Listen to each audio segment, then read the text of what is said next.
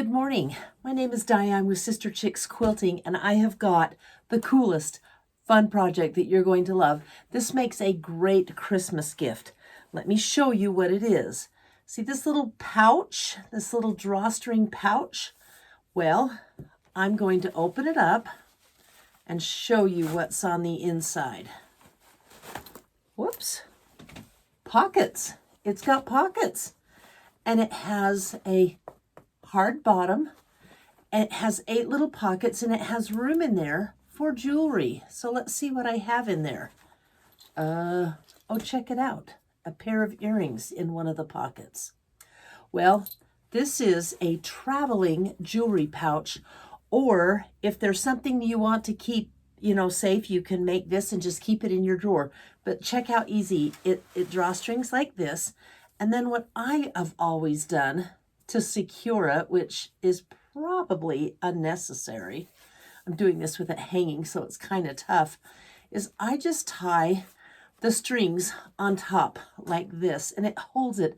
And when I travel, I just put it in my purse, my bag, or my suitcase, and my valuable jewelry is right with me. Let me tell you how easy it is to make. First, there's some tedious work to lay it out, but I have put the pattern on my website, sisterchicksquilting.com, and you can go print it off. And the first thing you do is you make templates. Now, I've made mine out of fabric because I plan on making a couple of them. And these are the templates. This is these 2 lines right here is the drawstring. And notice that there's 2 marks here and here. The center is marked a little bit. Those are for buttonholes, by the way. That's where the drawstrings come through. And this is the inner pouch diagram. Pretty simple. After you make your templates, you want to put them on your fabric. And the easy way for me to put them on my fabric is I have this little light box. Have you ever seen one of these? Look how flat it is. It lights up and you can trace whatever you have on top of it. It's wonderful. Gone are the days of taping it up on your window, friends. Let me know if you guys have that memory too. You might. Then you need your fabric. And I use the templates to cut my circles. So I have one circle that's large and one circle that's small. And then in a coordinating color, I have the same pieces, a large and a small. And what you need to do is use the light box, put the template down, and put your fabric on top of the template, like so. And can you see the lines that I've marked on that?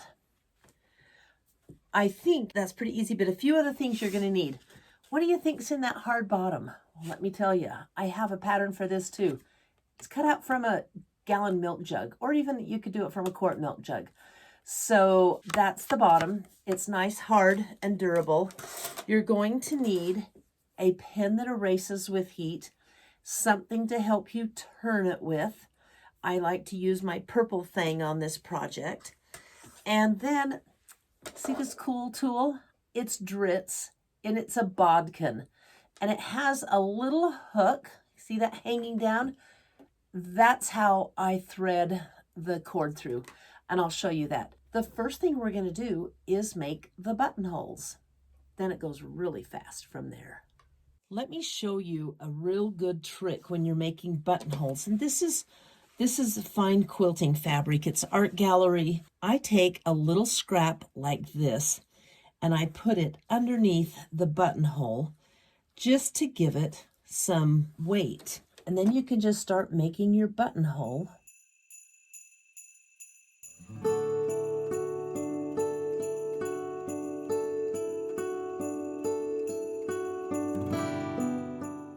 Then what I do is on the very back of the fabric, I don't want this loose bolt getting in the way of my twist of my pull cord. So I just cut it. Can you see how I'm trimming it? Right next to the buttonhole. And it reinforces that buttonhole.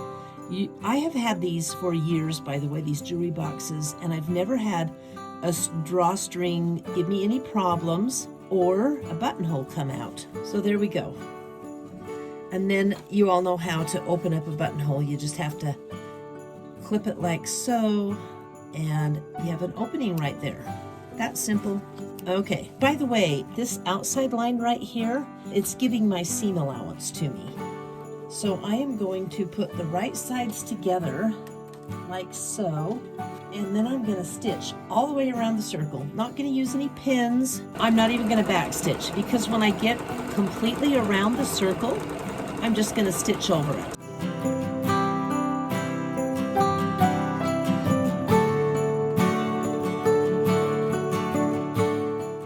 The next part is going to take a few minutes and some patience, and that's because you want to snip around the entire edge of this, not going into the stitching line, but stopping just before.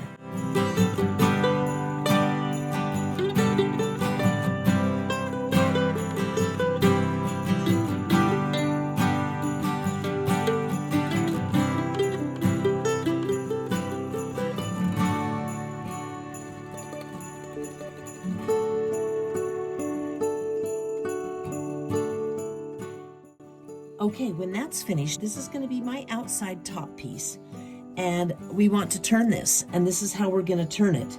I'm going to go right to the center. I'm going to pull it out so I don't cut my top, and I've got a circle marked on this on the inside. You can kind of see it, so I'm just going to go into that circle and cut. And then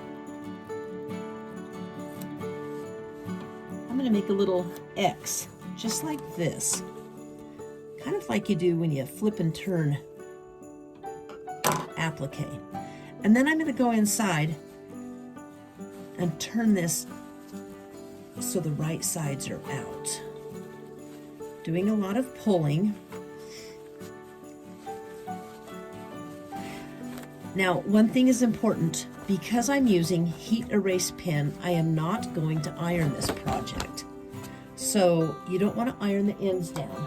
Instead, you want to use your purple thing, and you want to push all of your ends out as good as you can. And then another tip is to roll them between your fingers and finger press. And this is going to take some time to do. It's not difficult, but you want this corner or this edge as crisp as you can get it, and then you're going to top stitch it down. So there's a little piece. It's going to take me some time to go all the way around. So I have my bag completely turned and the corners folded down, and I'm just doing a no more than 1/8 of an inch, if that, stitch around the entire circle to hold it down. So this is my bag with my markings on it, my buttonholes on the top pieces right here, and on the back, see how I marked the center circle? And this is where I turned it. I'm gonna push those down, and I did the same thing to the smaller circle. I turned it through the lining. So before you start, make sure you cut your right pieces. So what we're going to do is we're going to lay those circles right on top of each other. Can you see how this bag is coming together? I'm going to spend a minute getting it set, making sure looks like it's on pretty good. And then we're missing just one thing here, and that is the little milk circle from the milk jug. And we're going to put that right inside like this. Let me get this pushed down. Okay. So I'm going to lay that right on top of it. And I'm going to lay this right on top. So I'm going to put a couple of pins in to hold this in place. And then you can feel the dimensions of this milk jug circle. For lack of a better word, that's what I'm calling it. I'm just going to do this so that it doesn't go sliding out. And these pins should kind of hold it in place. And then I'm going to sew a circle right around that. I'm not going to sew on the line. I'm going to sew just outside the line because my milk jug, I can feel it is right on the line. So I'm going to sew just outside of the line, but I'm going to sew it all the way around.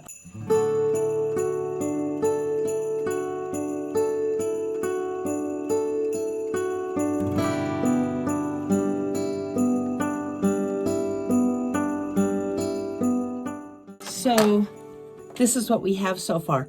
And I know you know what's coming up next. I'm gonna flip this out of the way, and then I'm gonna go on the top of here, and I'm gonna sew these circles all the way around on both of them, and that's going to give me my casing for my drawstring.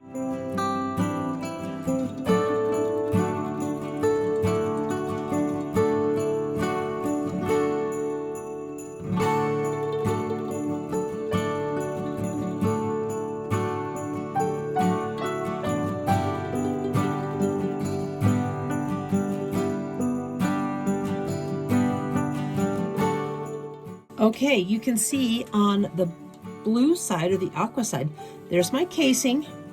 And if you flip it over, there's my casing with my buttonhole.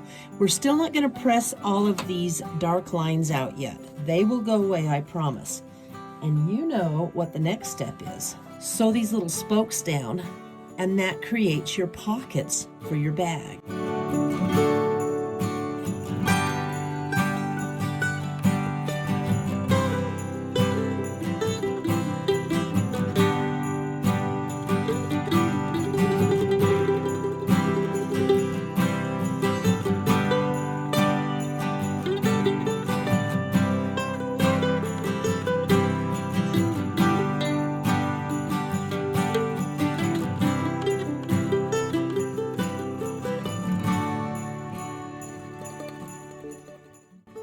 Ready to put the cording through for the drawstring, and that's how it's looking right now. Still have not ironed off the lines. I could, but I'm not going to just yet. Instead, I'm going to use my bodkin here, and I'm going to insert it in one of the buttonholes and pull it around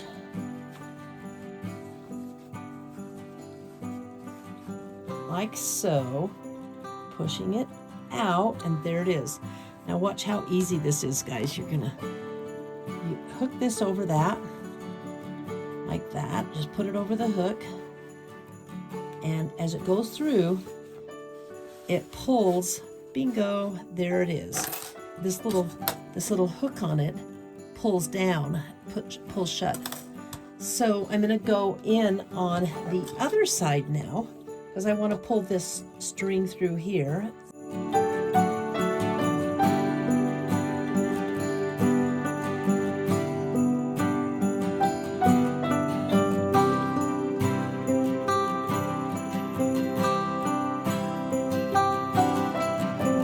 Make your cording ends even like that, and tie a knot.